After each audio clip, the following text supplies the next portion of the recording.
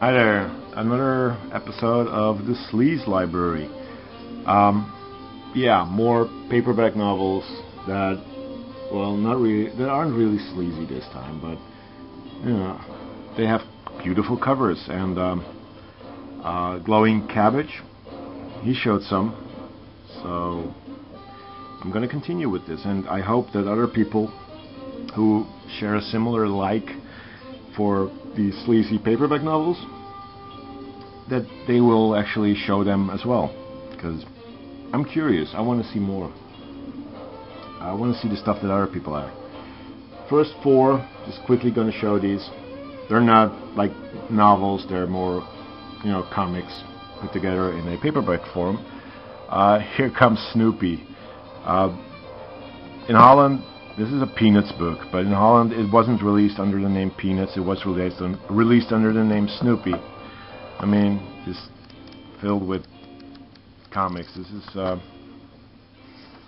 actually the 1958 edition, so it's pretty old. And but I'm really, I like it. I'd rather have these than the Dutch ones, by the way. But then I got a couple of more of them. Good grief, Charlie Brown. Look at how old Charlie Brown is there. That's totally different from what he looks like now. I mean, this is what he looks like now. This is Peanuts for everybody.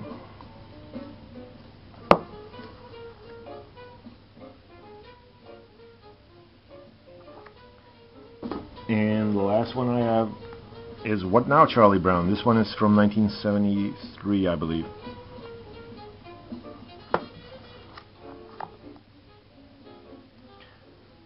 Then a whole bunch of science fiction novels.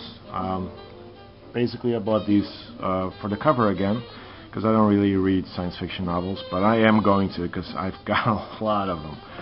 This is Siege Perilous by Lester Del Rey. Love the colors there. The guy with the spacesuit and the space gun, well, it looks actually like a shotgun, and the group of people attacking. This is a really nice picture, nice painting. I have no idea what this is about, but yeah, it looks awesome. This is the last 14. What I kind of gather from this, it's about 5 women and 9 men trying to survive the new world. It's by a British writer, it says here, Tyrone C. Barr. I mean, look at that spaceship, that's really nice. Yeah, looks interesting. I mean, I like the cover on the front. This is not such a special cover. I mean, I love the font that they used, The Edge of Tomorrow. This is a couple of short stories written by Howard Fast. No idea who he is, but hey, it's The Edge of Tomorrow. City Under the Sea. Future of mankind was threatened by a race of water-breathing monsters. I doubt this is the water-breathing monster, but it looks pretty neat. It's part of it's published by Digit Book, and they do quite a good job actually on publishing. Here's another one by Digit Books. Night of the Death Rain. Terror stalked mankind from the galaxies above. It's a horror science fiction novel written by Luan Ranzetta. This woman is scared. Look at her. And same like the other one, nothing on the background. And the last from the Digit Books is Once in Time. This explains everything. A novel of tomorrow. Right. What's it about? It's about tomorrow.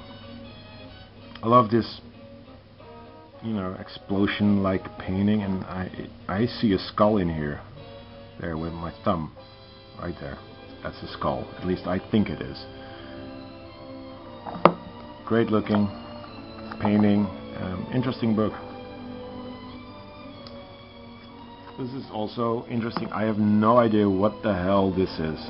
It's not a painting. It's probably an out of focus picture, but anyway, it's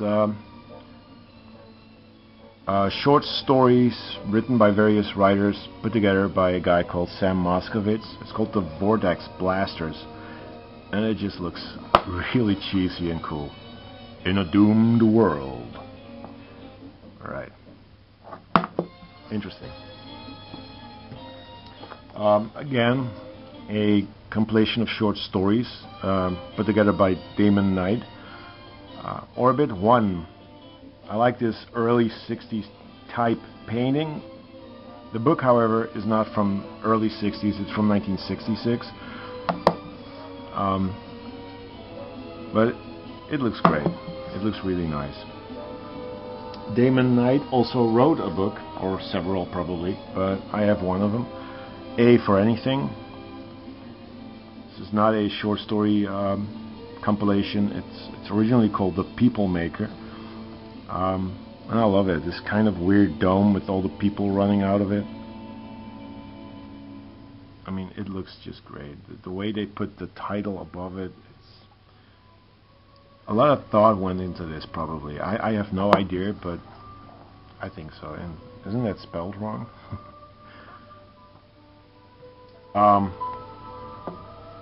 Seedling Stars, James Blish. This is on Signet or Signet.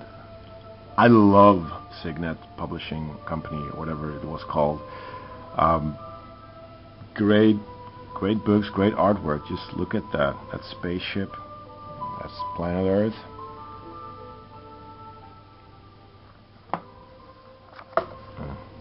There's a yellow or brownish kind of planet Earth. Really cool looking. Now, probably the coolest science fiction novel, at least artwork wise, that I found, and I'm just gonna show it to you and then I'm gonna talk a little bit about it, but you gotta see it first.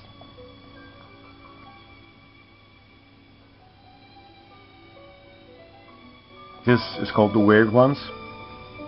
Again, short story compilation. But look at that look at that guy. Look at him. He's cute. He's got really cool boots. He's got a gun, and look at his face. Ain't he the sweetest little alien creature that's going to invade Earth? Just amazing. I really love it. Yeah, this is the reason why I collect paperback novels. Just artwork like this. Just look at that. Great stuff. This is another really good one. Time for a Change. I mean, this is the fashion of tomorrow, guys. You're gonna wear this all.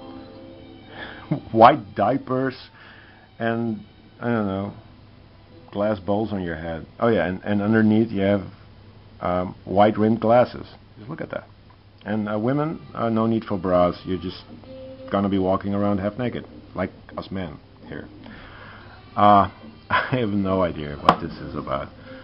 It's about probably some kind of strange alien race coming to Earth and looking like humans, but not really.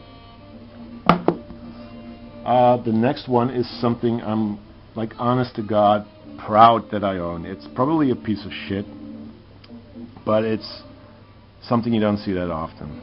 It's the book adaptation of a movie. And the movie is called Inseminoid. Collectors of B-movies and exploitation, they probably know this movie. I have seen it probably, I don't know. But this is the alien creature in question. It's an alien ripoff from the early 80s, late 70s, I think, directed by a guy called Norman J. Warren. And I had no idea they turned the screenplay for that movie into a book. But here's a picture from the movie. There's one of the actresses, probably getting eaten by the alien. I need to see this movie again. I'm really happy that I found this book, and I'm gonna read it definitely. But it's just so weird that they're releasing this as a book. Anyway, really cool stuff. The rest is just a mixed bag of everything. First up, Tobacco Road. And no, it's not the book by Erskine Caldwell. It's based on the novel, but it is the screenplay, or the theater play, actually. So you get all the dialogue from the play that was performed on Broadway. And I thought it was the book. I thought it was a book. But it's not. I mean, Act 1, see? This is something I'm not going to read. I just like the artwork on it. But I'm not going to read this. I'm definitely not going to read this. I am going to read this, though. The Big Bust by Ed Lacey. It's basically about a hunt for Nazi millions. And this is a great cover. A woman, she's bound, she's gagged. She has a dress in which a man is drowning. There's like a water plane flying through it. And then there's a fight on what looks like it, the top of some building. Looks interesting. Yeah, I'm definitely gonna like this. This is my cup of tea. This is a book that I'm so proud of that I own it. The High Window by Raymond Chandler. Raymond Chandler, who did The Maltese Falcon, The Thin Man. He is a giant in writing books that later became film noirs. This is again starring Philip Marlowe, which was played by Humphrey Bogart in The Maltese Falcon. It's just so good to find something by Raymond Chandler. It's really hard to find them, but if you find them, you're excited. You just pick them up. Cover ain't that special. It's just two people making out. I mean, it might have something to do with The High Window, but I'd rather see some guy carrying a gun on it, but oh well. Like this. This is a guy carrying a gun. This is another Raymond Chandler novel. It's Pick Up on Noon Street. This is the 1977 edition, and I bought it because it's Raymond Chandler. Normally I don't buy late 70s, early 80s novels that often. I rather like the 50s, 60s, and 70s. Sorry, the 40s, the 50s, and the 60s. But I picked it up. Maybe I'll find a older copy in the future, but for now, Pick Up on Noon Street.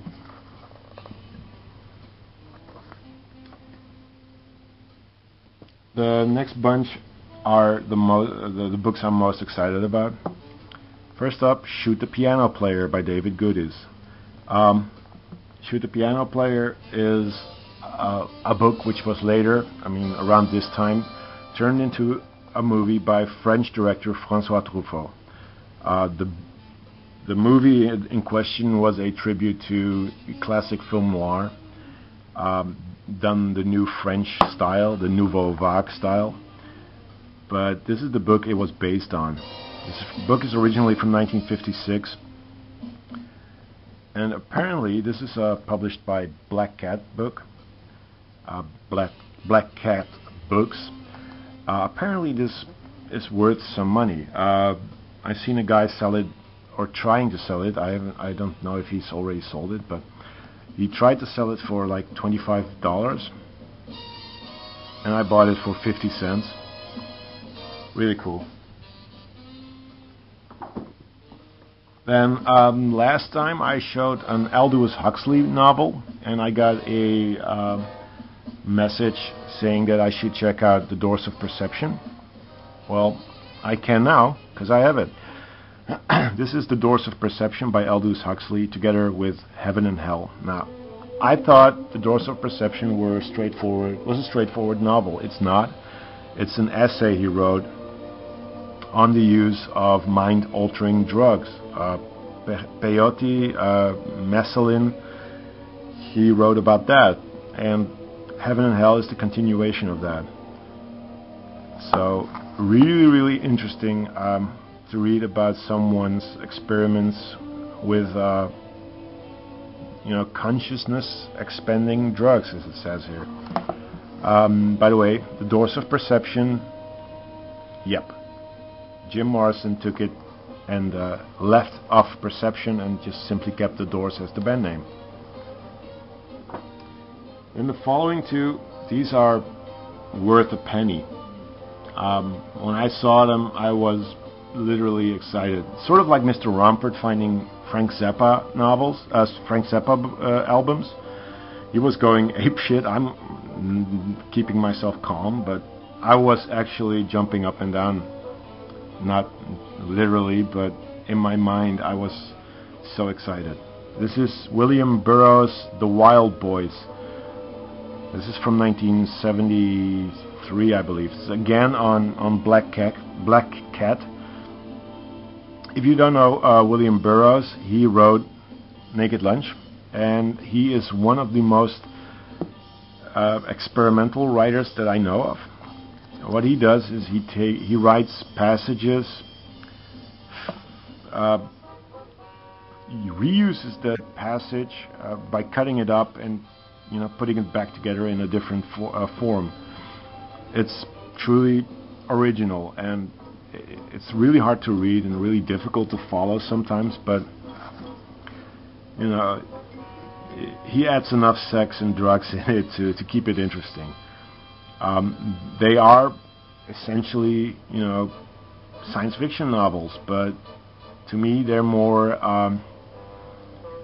brain experiments, pieces of art. I don't read these to follow a story. I read these to get into the mind of William Burroughs. Great stuff. And I also found The Ticket That Exploded. I don't know what year this is from, because the front page was ripped out. But, sorry, it's exciting to see this. William Burroughs, one of my favorite writers of the 60s, without doubt. Anyway, that's it. Hope you guys liked it, and I'll be doing these in the future again, and don't know if I'm going to do them more often, but I will do them, definitely. So, and if you have paperback novels, if you collect that, please show me, because I'm interested in seeing what other people have. Anyway, have a good one. I'll be seeing you. Bye-bye.